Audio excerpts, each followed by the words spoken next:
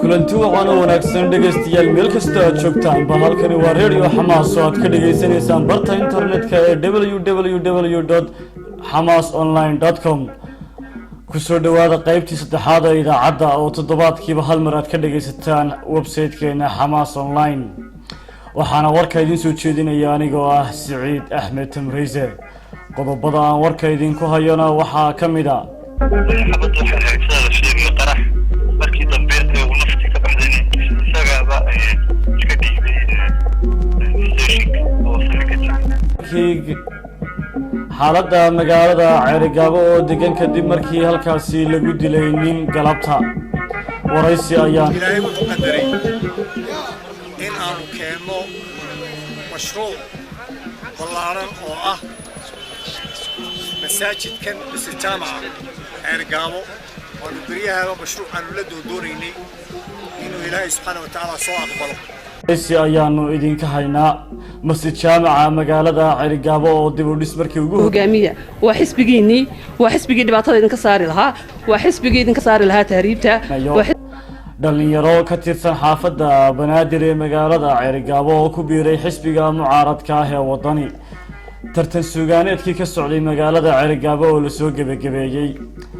wasiirka khayraadka biyaha ee Soomaaliland oo soo gabagabeeyay socdaalkiisii gobolka Sanaag shirkad Faransiis ah oo la sheegayo inay macdan ka baarayso waqooyiga gobolka Sanaag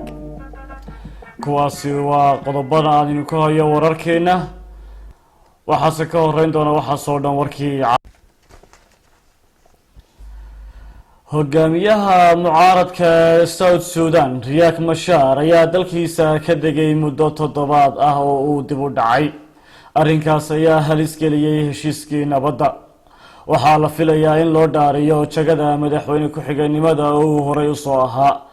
tan ayaa ah tallaabo muhiim ah oo lagu dhaqan gelin karo heshiiska nabadeed ee u dhexeeya dowladda dalka Suudaan iyo mucaaradka Machar ayaa ka cararay magaalada caasimadda Juba 2013 markaas oo lagu eedeeyay inuu rabay inuu inqilaabo dowladda eedeymahaasna waa uu beeniyay khilaafka u dhexeeya Mr Machar iyo madaxweyne Salva Kiir ayaa sababay in bishii December 2013 uu dalkaasi ka bilowdo dagaal sokeeye kaasoo ay ku dhinteen 10,000 oo qof ayna ku barakaceen in ka badan 2 milyan oo qof shaqaalaha caafimaadka ee wadanka Ingiriiska ayaa waxa ay sameeyeen shaqo joojin kumanaan dhakhaatiir ayaa joojiyay shaqooyinka ay qabtaan maalin walba iyo kuwa adeega caafimaadka degdega ah iyagoo ay ka soo horjeeda sharci cusub oo ay ku shaqeyn doonaan oo bilaabanaya goordhow waa markii ugu horeysay ee taariikhda adeega degdega dhalmada iyo bukaanka aad u jiran ay saameyso shaqo joojintan muddada dheer socota madaxda hay'adda caafimaadka qaranka ee NHS ayaa aaminsan in la qorsheeyay si loo hubiyo badbaadada bukaanka hay'addaasi NHS England ayaa sheegtay in ay sameysay diyaar garow sida militariga si loo badbaadiyo adeega degdega ah Lucy Kibaki oo ahayd marwadii madaxweynihii hore ee dalkaasi Kenya ayaa ku geeriyootay isbitaal ku yaala magaalada London haweenadaasi oo in muddo ahba aan lagu arag meel fagaare ah ayaa waxaa lagu xasuustaa markii ay dhirbaaxday nin kamaraysta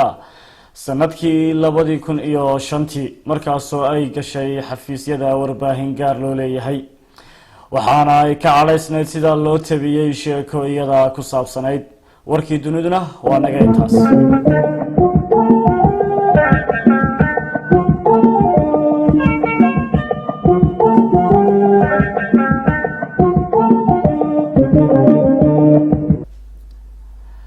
waa tahay dhageystayaal intaas waxaa ku dhan warkii caalamka waxaan idin soo jeedinaya anigoo ah Saciid Axmed Tamriise halkaad ka dhageysanaysaan waa radio Hamas oo aad ka dhageysanaysaan hamasonline.com haatana u diyaar garooba qaybaha kale ee barnaamijka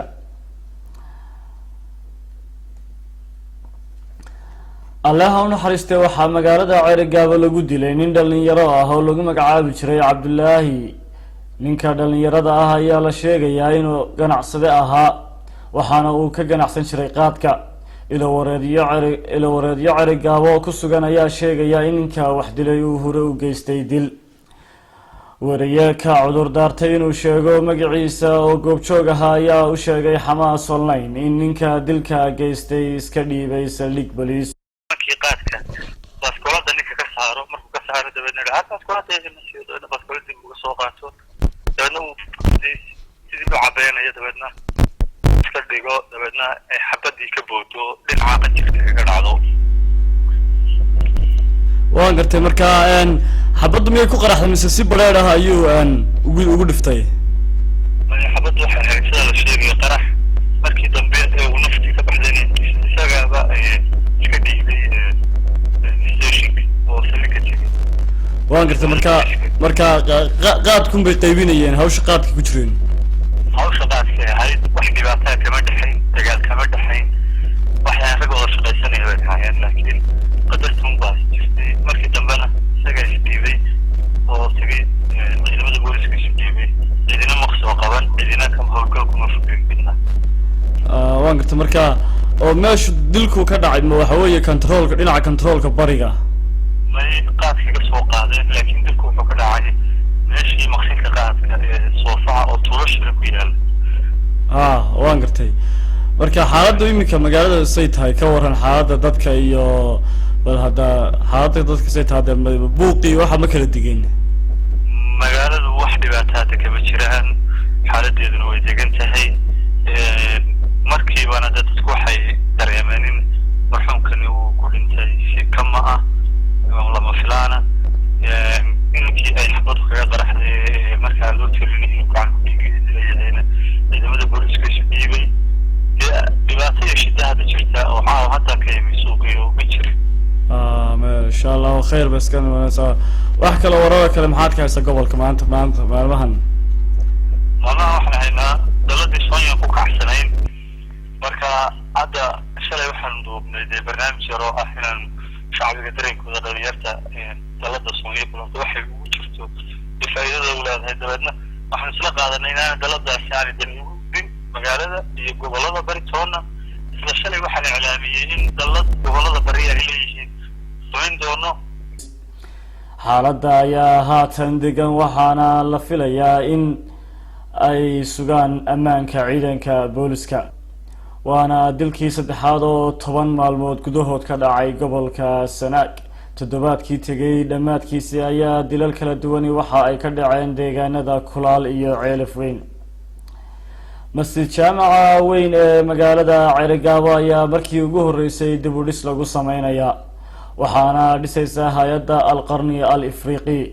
gudoomiyaha hay'adaasi ayaa sheegay inay qaybo badan ku soo kordhin doonaan masaajidka. ilaahay subxaanahu wa ta'aala soo aqbalo waxaa laga sameyn doonaa masaajid weyn oo inta ugu yartay 3200 oo qof qaada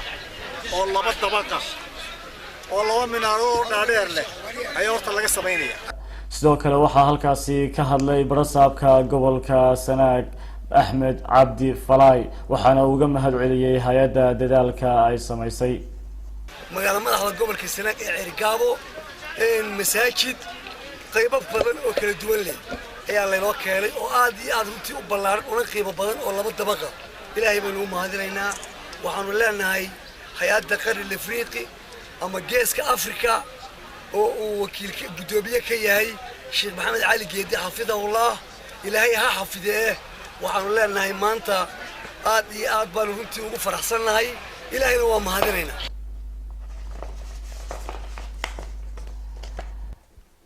dhalinyaro ka tirsan xaafadda Banaadir ee magaalada Cerigaabo ayaa si weyn loogu soo dhaweeyay xisbiga mucaaradka ah ee wadani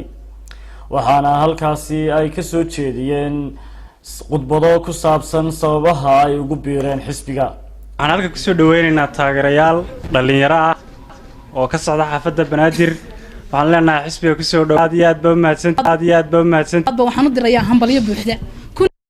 waxay himiladeedu tahay waa xisbigii dhibaatada idinka saari lahaa waa xisbigii idinka saari lahaa tahriibta waxaana xafladda soo xidhay gudoomiyaha xisbiga ee gobolka Maxamed Jaamac Daadey. oo mugle idinku soo dhaweynaa xisbiga waxaan idin ballan qaadayaa haddaan ay gobolka Sanaag xisbiga wadani arrinta dhalinyaradu riwaayadda ku dhigtay inaanu nidhi dhalinyarada hal la dhiso oo hal lagu dhiso aqoon xisbiga ayaa taageerayaal badan maalmahan dambe ka helaya gobolada bariga ee dalka waxaana uu xafiis ka furtay markii u dambeysay degmada Fiqi Fuliye oo ka tirsan gobolka Sanaag tartan suugaaneedkii ka socday magaalada Cerigaba ayaa la soo gabagabeeyay waxaana soo abaabulay akaademiyada nabadda iyo horumarka waxaana goobjoog ka ahaa abwaan hurre walanwal iyo abwaanin kale kaalinta koowaad ayaa waxaa ku guuleystay maxamed axmed ibraahim kaalinta labaadna waxaa ku guuleystay Kayse Cabdi Cabdilaahi halka kaalinta saddexaadna ay ku guuleysatay Dahabo Xasan Maxamed hay-ada aan weli la xaqiijin wadanka rasmiga ah ee ka socota ayaa macdan ka baadhaysa buuraha waqooyiga ee gobolka Sanaag hay-adan ayaa la sheegayaa inay ka socoto wadanka Faransiiska inkastoo weli la isku khilaafsan yahay oo wararka qaar ay sheegayaan inay ka socoto wadanka Kenya waxaana la socda ganacsato dilaalina xubnaha hay-adan ayaa dhowrkii maalmood ee la soo dhaafay howlgallo la xiriira arrinkaasi ugu maqnaa buuraleyda deegaanada Cirshida iyo Gorgor wixii ka soo kordhay idaacadaha dambe ayaan idinku soo gudbin doonaa waa tahay dhageystayaal intaa waxaa ku dhan war wixii gobolka iyo caalamka maan idinku haynay waxaana warka idinla socodsiinayay anigoo ah Saciid Axmed Tamreyse halkaad ka dhageysanayseena waa radio Xamaas oo aad ka dhageysanaysaan barta internetka ee hamasonline.com haddii ay ku dhaafaan barnaamijyada idaacadda waxaad mar walba dib uga dhageysan kartaa website-keena hamasonline.com waxaad sidoo kale ra'yigaaga aad ku dhiiban kartaa barta Facebook oo aad ka dhiiban karto ra'yigaaga waa facebook.com/hamasnews sidoo kale waxaad noo soo diri kartaa fariin gaara